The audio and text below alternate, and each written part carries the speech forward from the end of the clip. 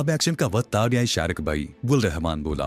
बूंद शारिक भी मुस्कुरा दिया। हमें किस वक्त रवाना होना है? 1 घंटे बाद, बुल रहमान ने जवाब दिया। ठीक 11 बजे हम यहाँ से रवाना हो जाएंगे, तुम लोग अपनी तैयारी कर लो। हम तो तैयार ही बैठे हैं, कपड़े जो बिखरे हुए हैं उन्हें बैग में समेटना है और चल पड़ना है। शारिक ने जवाब दिया। ठीक है, तुम लोग तैयारी करो, इसी दौरान मेरे आदमी भी तैयार हो जाएंगे, बुल रहमान ने कहा। शारिक अपने कमरे में आ गया। उसने 2 लड़के को बताया तो वो भी एक झटके से उठकर खड़ा हो गया। समीना को भी इतला भिजवा दी गई और फिर ठीक 11 बजे वो लोग बस्ती से रुखसत हो रहे थे। इनकी तादाद 6 थी। 3 तो शारिक वगैरह थे और गुल रहमान के साथ 2 आदमी थे, बादित खान और नजीबुल्ला। शारिक, समीना और नून का खच्चरों पर सवार थे, जबकि गुल रहमान और उसके साथियों के पास घोड़े थे। गुल रहमान ने शारिक को बताया था कि सरहद पार करने से पहले उन्हें भी घोड़े मिल जाएंगे। ये काफिला बस्ती से निकलकर बुलंद पहाड़ियों की तरफ चलता रहा। इनके बाईं तरफ तकरीबन 6 मील के फासले पर अली मैंगल कस्बा था और सरहद वहां से 6 मील आगे थी। 6-7 मील का फासला तय करने के बाद वो दरख्तों की झुंड के करीब रुक गए। दरख्तों के झुंड के दूसरी तरफ शायद कोई मकान था जहां से मदम सी रोशनी नजर आ रही थी। गुल रहमान ने पश्तो जबान में बाजिद खान से कुछ कहा और बालिद खान घोड़े से उतरकर पैदल ही दरख्तों के नीचे झुंड में से कोता हुआ मकान की तरफ चलने लगा। बालिद खान की मौत से तकरीबन 10 मिनट बाद हुई थी। उसके साथ 2 आदमी और थे जिन्होंने 3 घोड़ों की लगामें थाम रखी थी। उन्होंने करीब पहुंचकर गुल रहमान को सलाम किया। अब तक की क्या रिपोर्ट है बैगम? गुल रहमान ने पूछा। सब ठीक है खान, उस शख्स ने जवाब दिया। समंदरदान पॉइंट पर मौजूद है, ताज़ा तरीन सूरत हाल वही बता सकता है, लेकिन मेरा ख्याल है कि आप लोग ज्यादा देर ना करें। ठीक है, हम लोग रवाना हो रहे हैं, गुल रहमान ने कहा। वो तीनों घोड़े शारिक, समीना और नूलता को दे दिए गए और उसके तकरीबन 10 मिनट बाद वो लोग वहां से रवाना हो गए। तकरीबन 2 मील का फासला तय करने के बाद वो एक तंग सी दरार में दाखिल हो गए। ये दरार आगे जाकर एक सुरंग में बदल गई थी।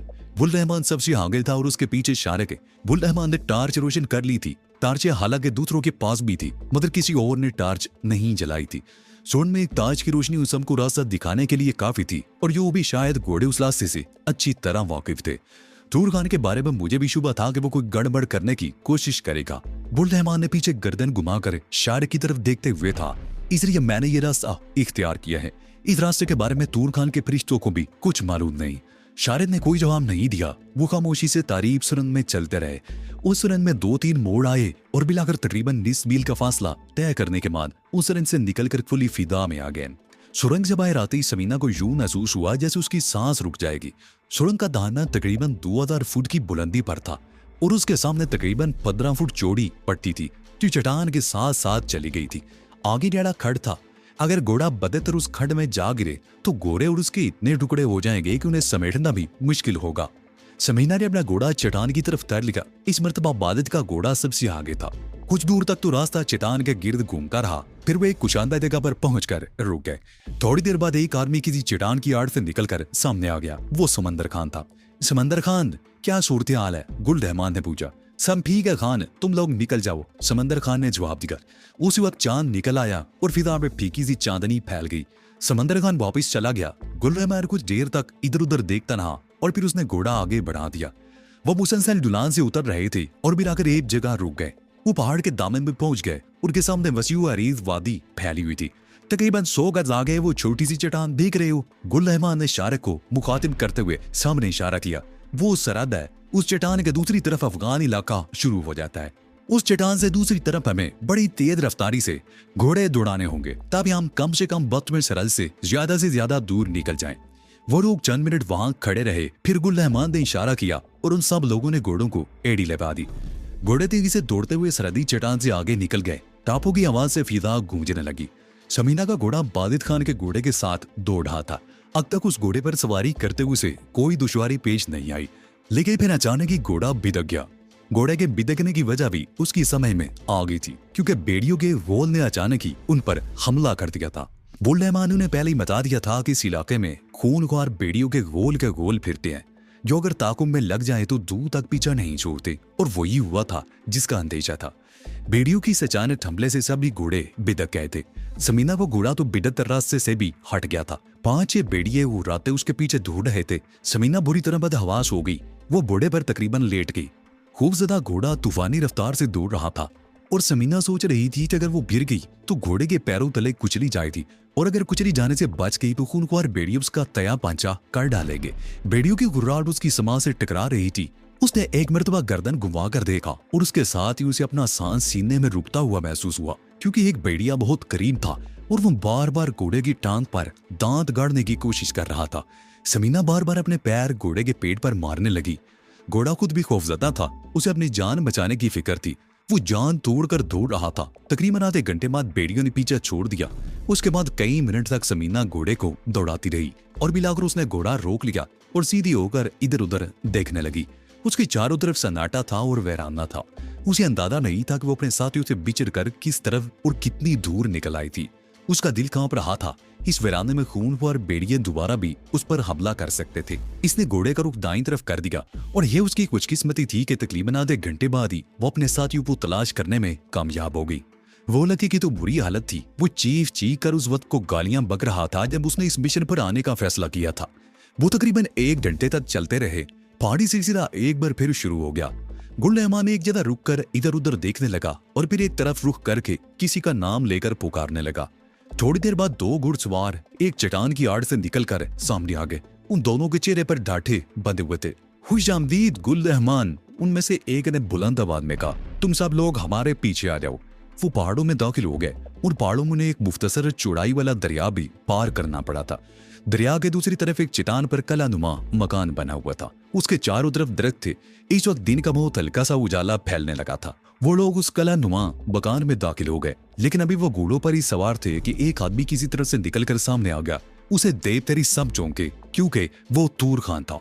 गुलरहमान का हाथ अपनी राइफल पर पहुंच गया, लेकिन उसने राइफल अभी कंधे से भी नहीं उतारी थी कि तूर खान की आवाज सुनाई दी। खान गुलरहमान, राइफल कंधे से उतारने से पहले अपनी चारों तरफ देख लो। गुलरहमान ने तो शायद बाद में देखा होगा, लेकिन समीना की गर्दन फौरन ही घूम दी। उसके साथ ही उसका दिल उछलकर हल्क में आ गया। उनके चारों तरफ 10-12 आदमी राइफल ताने खड़े थे। वो लोग चूहे दान में फंस गए और चारों तरफ से राइफलों की जद में थे। समीना के पूरे जिस्म में सनसनी की एक लहर दौड़ गई। उसे अपनी गर्दन पर सुइयां सी चुभती हुई महसूस हुई। वो सुबह सादिक का वक्त था। मौसम में अगरचे खनकी थी, लेकिन समीना को यूं महसूस हो रहा था जैसे वो यकायक किसी सर्द खाने में आन खड़ी हो। यक मस्तवी की लहरें उसकी हड्डियों के गोबे तक उतर रही थी। उसने गर्दन घुमाकर शारक और फिर नौलके की तरफ देखा। मोलके के चेहरे पर भी हवाइयां उड़ी हुई थी। वो लड़ाई बिड़ाई का आदमी था, लेकिन यहाँ सूरत हाल मुख्तलिफ थी। वो चारों तरफ से राइफलों की जद में थे और उनमें से किसी की मामूली सी हरकत उसका जिस्म छिलनी कर सकती थी। शमीना ने एक बार फिर गुलरहमान की तरफ देखा। उसका हाथ अभी तक राइफल पर था, लेकिन चेहरे पर शदीद उलझन के तासरात थे। गुलरहमान, तूर खान की आवाज खामोश फिजा में गूंजती हुई महसूस हुई। राइफल फेंक दो और अपने साथियों से भी कहो कि अपनी अपनी राइफलें नीचे फेंक दें। अगर किसी ने कोई जल्द हरकत करने की कोशिश की तो तुम में से कोई जिंदा नहीं बचेगा। गुलरहमान ने एक बार फिर चारों तरफ देखा। वो तूर खान से अच्छी तरह वाकिफ था। उससे कुछ भी बाइन नहीं था। उसके एक इशारे पर चारों तरफ से राइफलों के दाने खुल सकते थे। गुलरहमान के मुंह से बेगचार सांस निकल गया। उसने राइफल कंधे से उतार कर नीचे फेंक दी और अपने साथियों की तरफ देखते हुए बुलंद आवाज में बोला, सब लोग राइफलें फेंक दें। वसीबुल्ला और बांद खान के चेहरे पर उलझन के तासरात उभर आए। वो शायद इस तरह आसानी से हथियार नहीं फेंकना चाहते थे, लेकिन उन्हें गुलरहमान के हुक्म की तामील तो करनी पड़ी। इन दोनों ने अपनी राइफलें नीचे फेंक दी। शारा वगैरह ने भी उनकी तकलीद की। तुम लोग घोड़ों से उतरकर 10 कदम दूर घास पर खड़े हो जाओ और ये ख्याल रहे कि तुम में हर एक के दरमियान 2 फुट से ज्यादा फासला ना हो। तूर खान ने तहमकाना लहजे में कहा। वो सब लोग घोड़ों से उतरकर 10 कदम दूर घास पर खड़े हो गए। इसमें शुबा नहीं, तेज सूरत ने सब ही को परेशान कर दिया था, लेकिन समीना की कैफियत सबसे मुख्तलिफ थी। वो अच्छी तरह जानती थी कि यह सब कुछ उसकी वजह से हुआ था। जब वो लोग पारा चिनार में थे तो उसी वक्त तूर खान उसके कमरे में ताक जान शुरू कर रहा था। उसकी नीयत में शुरू ही से फतूर था। वो उस वक्त भी मौके की तलाश में था, लेकिन उसे समीना पर हाथ डालने का मौका नहीं मिला। और फिर अली मंगल के करीब सरहदी गांव बैराब खान की बेटी और उसे उठाने की कोशिश की गई, लेकिन दोनों की हिम्मत और दलेरी के बायस तूर खान अपनी कोशिश में कामयाब नहीं हो सका था और गुलरहमान की सदा के खौफ से गांव से भाग गया था। गुलरहमान को यह अंदाजा तो था कि तूर खान खामोश नहीं बैठेगा, लेकिन उसे शायद ये अंदाजा नहीं था कि वो इस कदर जल्द सामने आ जाएगा। इस नई सूरत हाल ने समीना को बुरी तरह खौफजदा कर दिया। सब कुछ उसी की वजह से हुआ था और अब तूर खान इंतकाम लेने के लिए न सिर्फ उसे अपनी हवस का निशाना बनाएगा, बल्कि दूसरे तरीकों से भी उसे अजियत पहुंचाने की कोशिश करेगा और उसके साथ ही शायद उसकी कोई मदद ना कर सके। और फिर वही हुआ जिसका अंदेशा था। तूर खान और उसके आदमी राय के लिए संभाले अपनी अपनी कमीनगाहों से बाहर निकलकर सामने आ गए। उन्होंने उन सबको राइफलों की जद पर ले रखा था। तूल खान आगे बढ़ आया। उसके दाएं हाथ में राइफल थी। वो बुल रहमान से चंद कदम के फासले पर रुक गया।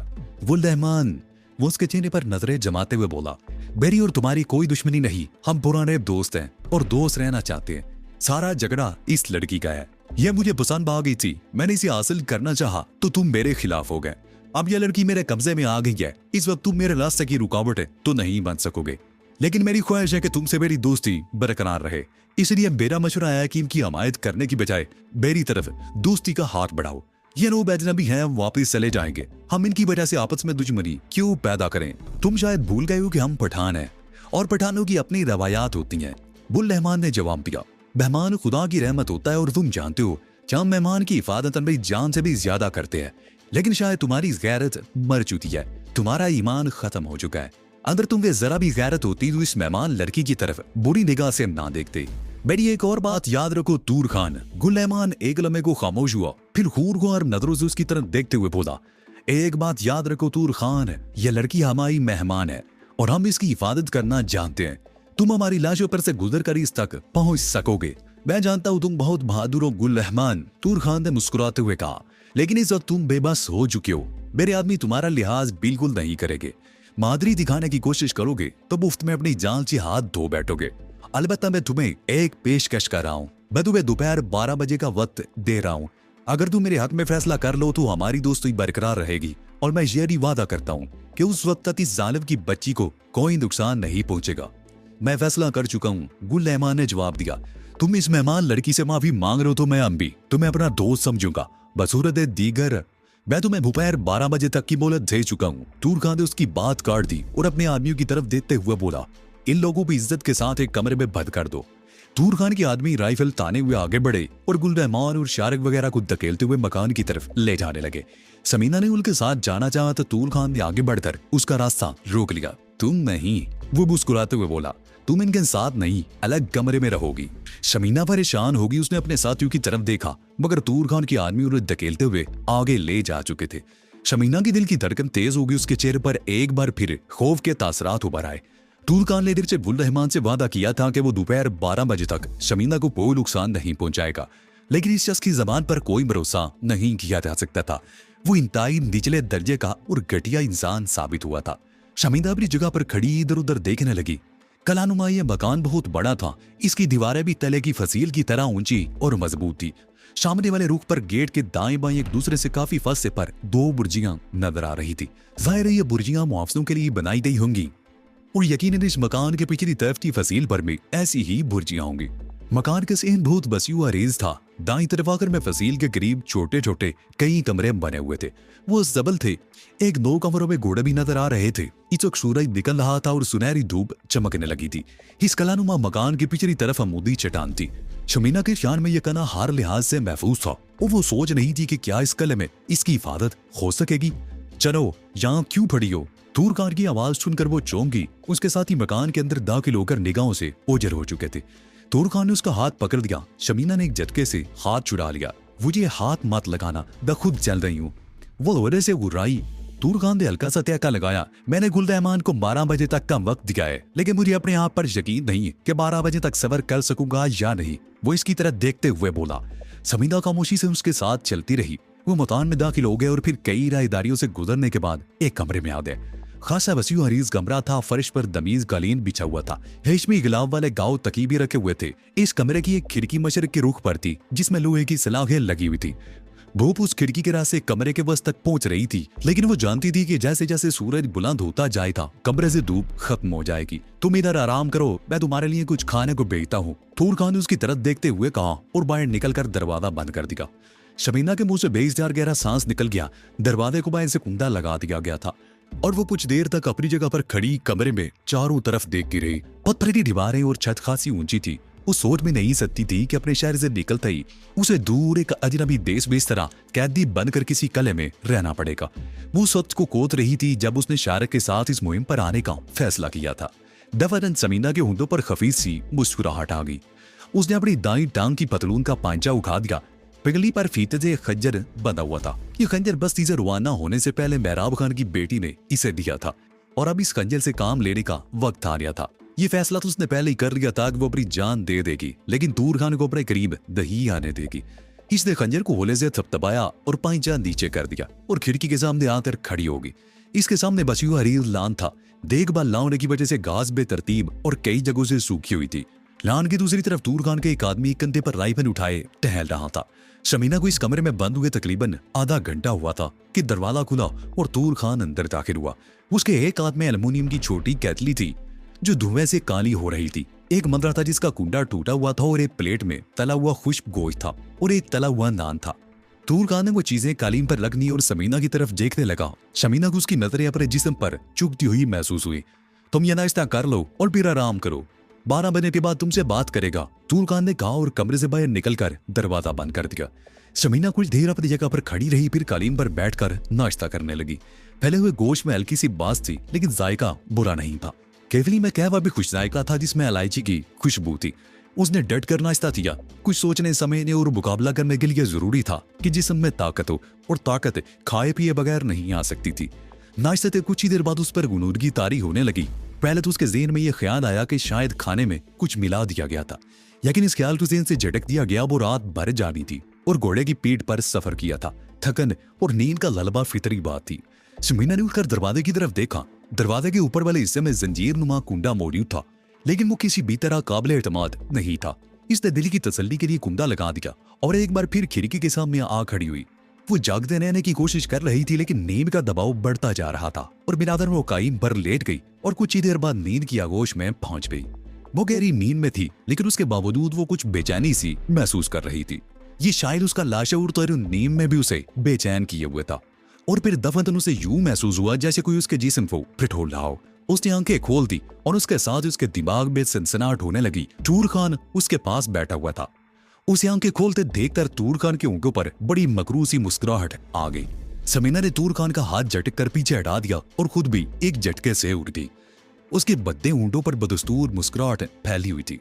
समीना के दिमाग में भी अब सनसनाहट हो रही थी और वो उल्टे कदमों पीछे हट रही थी। उसके साथ ही वो कमरे में चारों तरफ देख रही थी।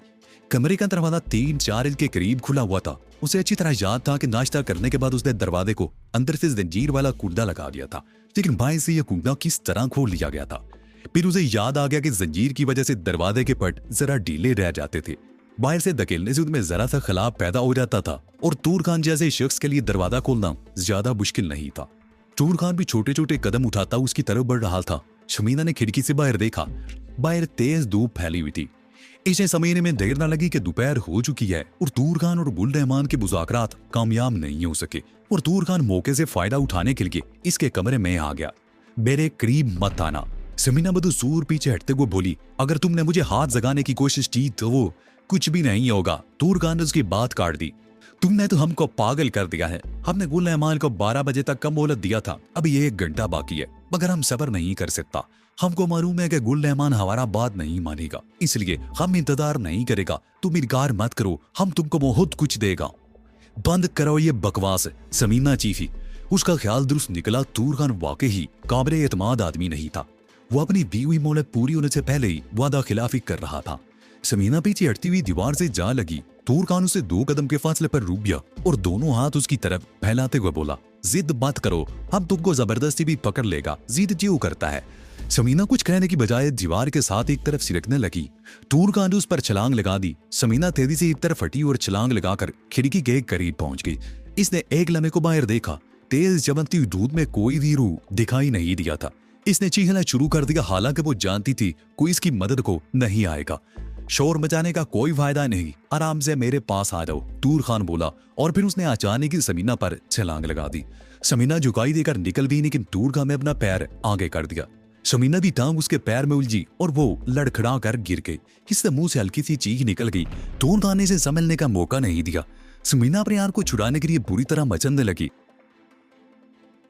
तो ये थी आज की स्टोरी। आपको ये वीडियो कैसी लगी कमेंट में बताएं और हमारा चैनल सब्सक्राइब कर दे, साथ ही बेल आइकन भी दबा दे। अगला एपिसोड जल्द आएगा।